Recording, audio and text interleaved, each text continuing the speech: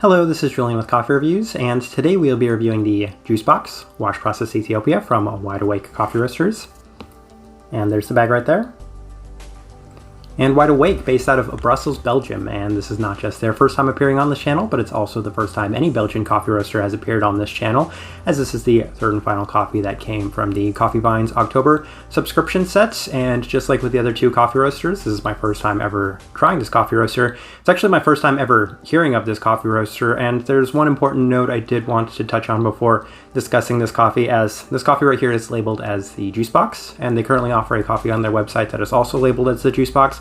But these are two different coffees. So I don't know if Juicebox is just kind of an umbrella term they use for their washed Ethiopian coffees, but these are two different washed Ethiopian coffees. So just wanted to say that before we discuss this review. And let's start discussing this coffee, as this right here is day 39 of this coffee. And recipe we settled on for this coffee was a 16:1 water to coffee ratio at 208 degrees Fahrenheit, brewed through the Chemex with a medium grind. And this is a very light coffee, so it is a light European for the roast profile. And let's start discussing this coffee.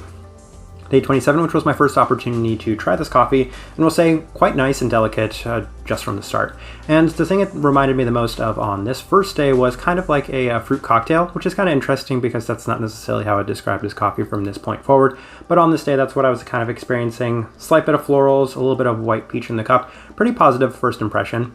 Went back on day 29 and pretty similar, but very much different at the same time. A really delicate cup.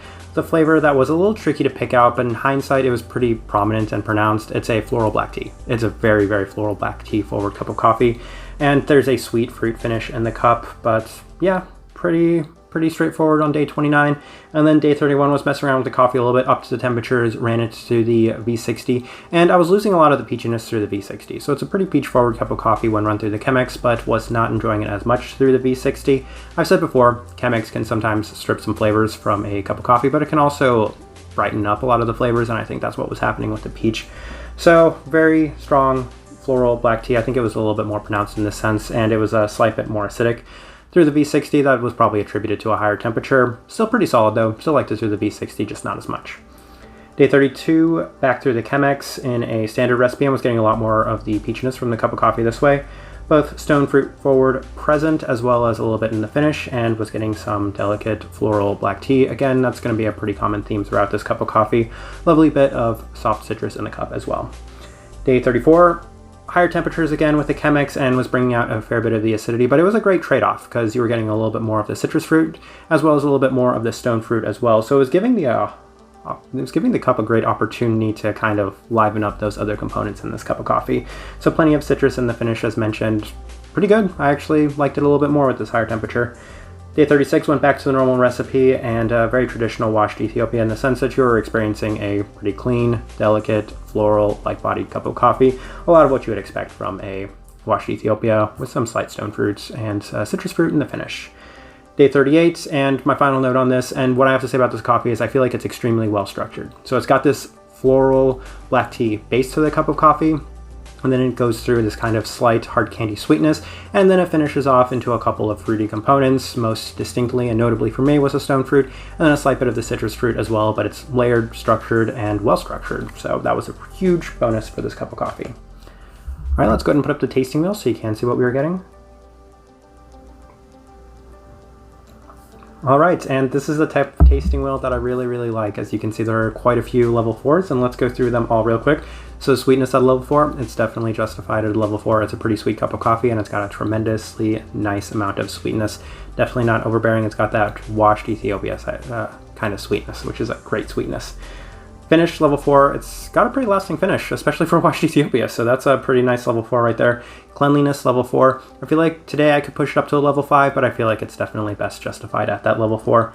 Florals, we've been talking about that a lot. There's quite a bit of florality in this cup of coffee, definitely justified at level 4. And then the stone fruit, which was by far the most pronounced fruit for me. Whenever that peach was shining through, then it was definitely my favorite part of this cup of coffee. Love the peach flavor notes, level 4, terrific for that. Citrus fruit, level 3, also worth touching on, as I felt that this was a pretty citric cup of coffee as well from time to time, which goes in line with the acidity. Also at a level 3, lighter bodied cup of coffee, level 2. Savoriness at a level 2 because it did have that black tea, and then bitterness, which was a slight citric bitterness, but there was also a slight bit of the savory bitterness as well, just coming again from that black tea. But then you have a slight bit of others, so spice, salt, berry fruit, all touched on very briefly at level 2s, as well as the caramel. But for the most part, yeah, I mean, we touched on everything that has at least a level 2 for this tasting wheel. All right, overall thoughts and impressions of this coffee. The first thing I thought of when I was drinking this coffee was there are a lot of hidden gems out in this world. So there are a lot of coffee roasters that you've never heard of, especially in Europe, that you try for the first time and you're actually pretty impressed by. I think Wide Awake did an amazing job with this coffee. I feel like this is a really, really good washed Ethiopia. I've said before that it's really hard to judge a coffee roaster based off of just an Ethiopian coffee, but if this is any indication of the way the rest of their coffees are, then I think that they're probably a pretty good coffee roaster, as leaving a positive impression based off of an Ethiopia is a great way to start kind of selling yourself as a business. So I think that this coffee was really, really nice. It had a lot of the traits I really look for, especially in washed Ethiopian coffees. So massive props to Wide Awake for this one. I think this one's really, really nice. Type of person I would suggest this coffee to. Very simple, straightforward, easy recommendation. So lighter profiled coffee, obviously, but then keep in mind a fair bit of sweetness. Look for that stone fruit, slight bit of citrus, and then of course the florals. Think most notably black tea, especially if you like the black tea. Not my favorite flavor note, but when it's kind of balanced out with some terrific sweetness and stone fruits, then it'll definitely radiate and shine as a better cup of coffee for me. So that's the type of person I would suggest this coffee to, but I believe this review at that. If you have by chance had an opportunity to try this coffee, we'd love to know your thoughts and impressions of it as well. Especially if you tried anything from Wide Awake, would love to know your thoughts and impressions of them, as they're not necessarily the biggest in name, but they definitely did a good job with this coffee. But yeah, if you're new to the channel, subscribe if you're not already subscribed, and this right here has been a review of the Juicebox Wash Process Ethiopia from Wide Awake Coffee Roasters.